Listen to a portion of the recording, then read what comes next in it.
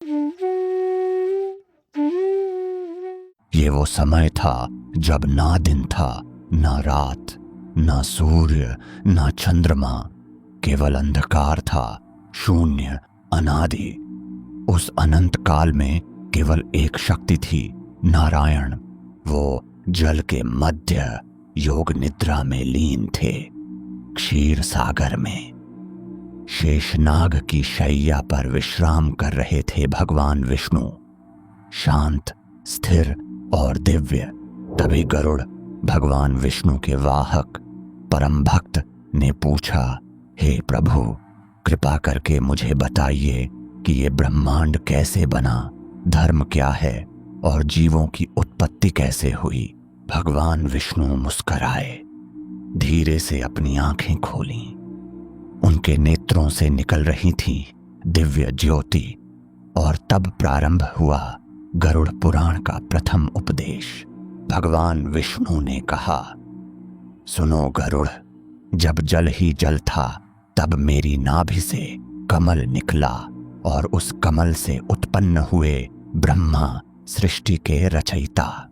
ब्रह्मा को कुछ समझ नहीं आया कि वे कौन हैं, कहाँ हैं। उन्होंने ध्यान किया, अनादि नारायण का स्मरण किया। तब उन्हें ज्ञान मिला, वे केवल रचना के निमित्त हैं। ब्रह्मा ने पंच महाभूतों को उत्पन्न किया, पृथ्वी, जल, अग्नि, वायु और आकाश। फिर समय, दिशा, मन और इंद्रियों की रचना की, और तब प्रारंभ हुआ जगत का विस्तार। ब्रह्मा के मन और शरीर से देवताओं की उत्पत्ति हुई। अग्नि, वायु, वरुण, इंद्र, यम हर एक तत्व के रक्षक बने।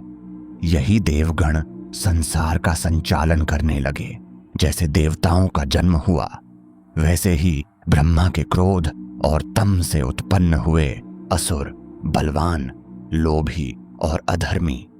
इन्हीं से प्रारंभ हुआ अधर्म और अंधकार का युग। तब नारायण ने ब्रह्मा से कहा, हे ब्रह्मा, धर्म की स्थापना करो, जीवों को कर्म, सच्चाई और भक्ति का मार्ग दो, यही उनका कल्याण है।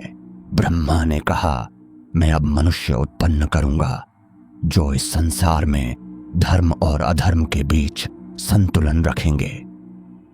तब उनके मन से मनु प्रकट हुए, मानव जाति के आदि पुरुष। सृष्टि के विस्तार में ब्रह्मा ने लोकों की रचना की, भूलोक, स्वर्गलोक, पाताल लोक, महालोक, तपलोक, सत्यलोक, जहां आत्माएं कर्मों के अनुसार निवास करती हैं। हे गरुड़, हर आत्मा को कर्मों का फल अवश्य मिलता है। अच्छे कर्म पुण्य बनते हैं और बुरे कर्म पाप। यही जीवन मृत्यु का आधार है। ब्रह्मा ने समय को 4 युगों में बांटा, सत्य युग, त्रेता युग, द्वापर युग और कलयुग। हर युग में धर्म की शक्ति घटती जाती है। धर्म 4 स्तंभों पर टिका है, सत्य, दया, तप और दान। जब इनमें से कोई भी कमजोर होता है, संसार में अधर्म फैलता है। जब अधर्म बढ़ा, तब मृत्यु का सिद्धांत जन्मा। आत्माएं अब अनंत काल तक एक ही शरीर में नहीं रह सकती थीं। मृत्यु ने जीवन को चक्रबद्ध कर दिया। तब प्रकट हुए यम, मृत्यु के देवता। उन्होंने आत्माओं को कर्मों के अनुसार न्याय देना प्रारंभ किया। यमलोक बना उनका दरबार। हे गरुड़, पुण्य आत्माएं स्वर्ग जाती हैं, जहां आनंद है, और पापियों को नरक में पीड़ा मिलती है। पर ये सब कर्मों के ही फल हैं। सत्यवादी आत्मा अगले जन्म में राजा, निर्दयी आत्मा पशु योनि में, दानवीर आत्मा देव योनि में, अपवित्र आत्मा कीट योनि में। गरुड़ सुनकर आश्चर्यचकित हुए। प्रभु, यह ज्ञान तो जीवन की आंखें खोल देता है। अब मैं जान गया हूं कि कर्म ही सब कुछ है। जीवन और मृत्यु, पुनर्जन्म और मोक्ष, ये सभी कर्म और ज्ञान पर आधारित हैं। गरुड़ जो यह समझे वही सच्चा ज्ञानी है। मृत्यु एक अंत नहीं, एक द्वार है।